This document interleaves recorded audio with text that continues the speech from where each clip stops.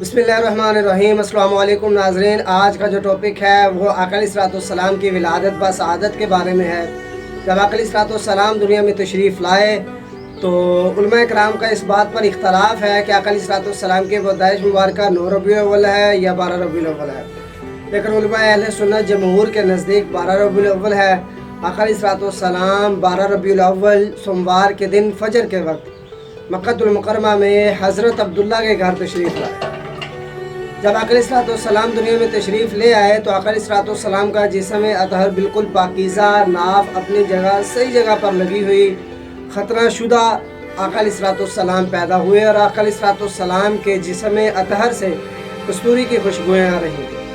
जब आका अलैहिस्सलाम दुनिया में तशरीफ़ ले आए तो हज़रत आमना रज़ियल्लाहु ताला अन्हा जो आपकी वालिदा हैं फरमाती हैं कि मैंने आका अलैहिस्सलाम जब दुनिया में तशरीफ़ लाए तो एक ऐसा नूर पैदा हुआ जिससे मैंने शाम के महल्लात तक देख लिए। तो आका अलैहिस्सलाम के दुनिया में तशरीफ़ लाने के बाद जो बुत थे वो ऊंधे गिर गए, शाम के आतशकदा टूट गए, 14 उनके टुकड़े हो गए और जो आतशकदा थे वो बुझ गए। और आका अलैहिस्सलाम की बरकत की वजह से उस साल कोई बेटी पैदा ना हुई, तमाम के हाँ बेटे पैदा हुए। और उस साल ज़्यादातर यानी खुश्क साली थी। तो आका अलैहिस्सलाम की बरकत की वजह से बारिशें इतनी हुई कि मवेशी के लिए चारा वाफर मिकदार में हो गया। तो आका अलैहिस्सलाम दुनिया में तशरीफ़ लाने के बाद अरब के रिवाज के मुताबिक आपको बिहार में भेजा जाना था और आपकी जो दाइया है वो हज़रत हलीमा सादिया रज़ियल्लाहु ताला अन्हा हैं, जिनके घर के हालात ऐसे थे कि ना उनकी खुद की छाती में दूध था और ना ही ऊँटनी मुनासिब दूध देती थी।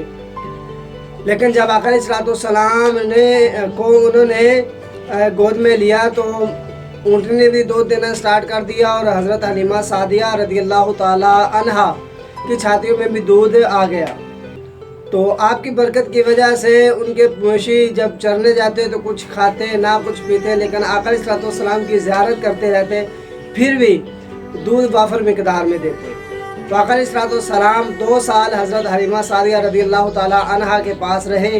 फिर वो आपको हज़रत आमिना रज़ियल्लाहु ताला अन्हा के पास वापस छोड़ गई।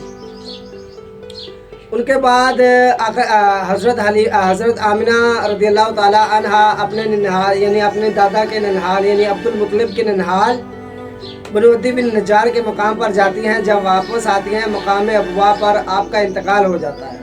उनके बाद आपके दादा हज़रत अब्दुल मुत्तलिब आपकी जो परवरिश फरमाते हैं, जब उनकी उम्र 8 साल होती है तो वो भी इंतकाल फरमा जाते हैं। तो जब आका अलैहिस्सलाम उनके बाद ज़िम्मेदारी हज़रत जनाब अबू तालिब पर आती है। जनाब अबू तालिब आपकी परवरिश फरमाते हैं, हर दुख सुख में आपके साथ खड़े होते हैं। तो आका अलैहिस्सलाम की हर मुमकिन जो आसानी आका अलैहिस्सलाम के लिए होती हैं जनाब अबू तालिब पेश करते हैं। और जनाब अबू तालिब के ईमान पर इख्तलाफ है उलमा कराम का। कोई कहते हैं आप ईमान ले आए थे, कोई कहते हैं नहीं ले आए। लेकिन आका अलैहिस्सलाम के जो एलानिया ईमान लाने वाले चचा हैं वो हज़रत अब्बास हैं और हज़रत हमज़ा हैं। जनाब अब्दुल मुत्तलिब ने 5 शादियाँ की थी, जिनमें से तकरीबन 11 या 12 लड़के थे और 5 लड़कियाँ थीं। तो आका अलैहिस्सलाम ने पहली शादी मुबारक 25 साल की उम्र में की और आपकी ज़ौजा हज़रत खदीजा रज़ियल्लाहु ताला अन्हा हैं पहले। जब तक वो आपके साथ रहीं, हयात में रहीं, तो आका अलैहिस्सलाम ने दूसरी शादी ना फरमाई।